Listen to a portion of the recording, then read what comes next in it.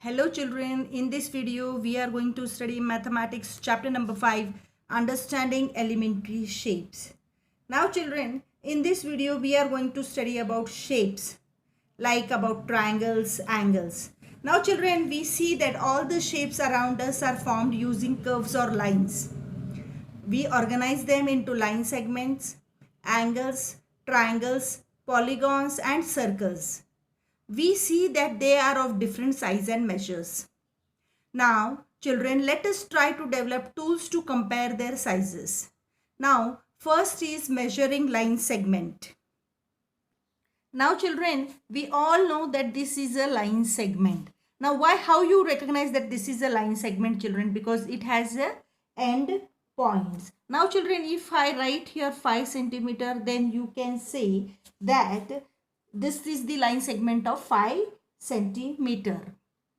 But children, if I draw one more line segment here like this, and if suppose I give her name AB and PQ, then to compare these two line segments, we just find the relation between their lengths, and this can be done by several ways. Now, this children, if I tell you to find the relation between these two line segments or compare these two line segments, what you will do? You will just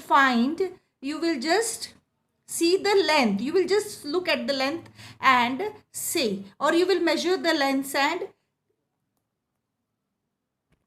children, you will just find the relation between their lengths, and this relation between their lengths can be found by different ways. The first way is by observation.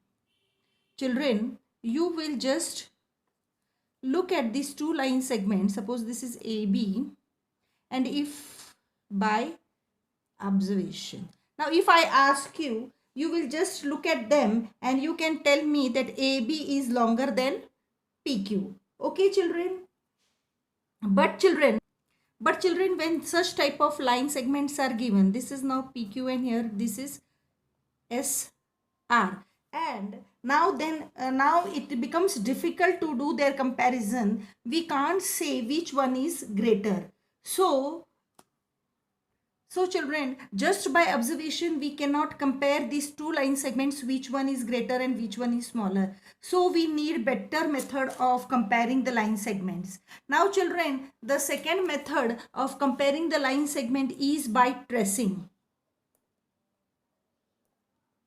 First one was by observation. Second one is by tracing.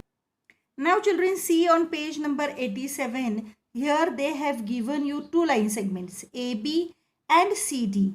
Now children, to compare AB and CD, we use a tracing paper.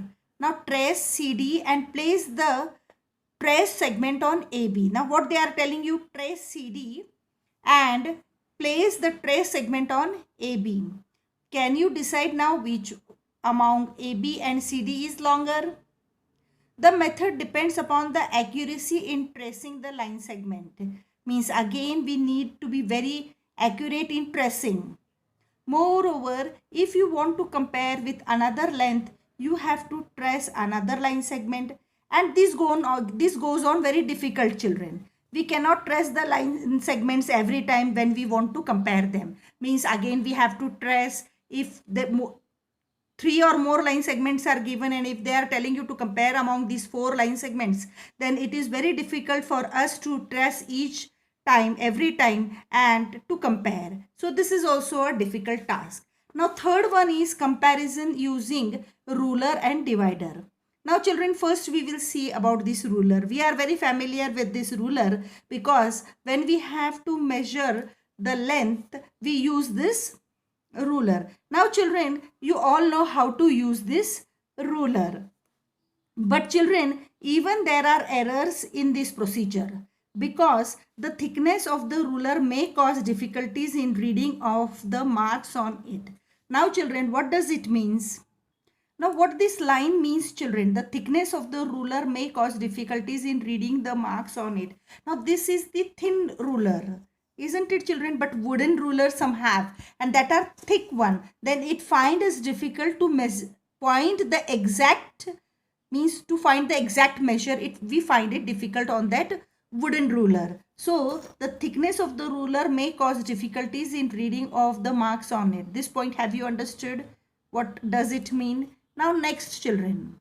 Now children, even there is a positioning error when we use the scale. What is that, children? See, now if you do not the eye should be correctly positioned. Means what, children? We should look from the correct position. If we look at from the wrong position, then the errors can be there, because the angle changes, and by changing the angles we can view the some minor errors can be there, children.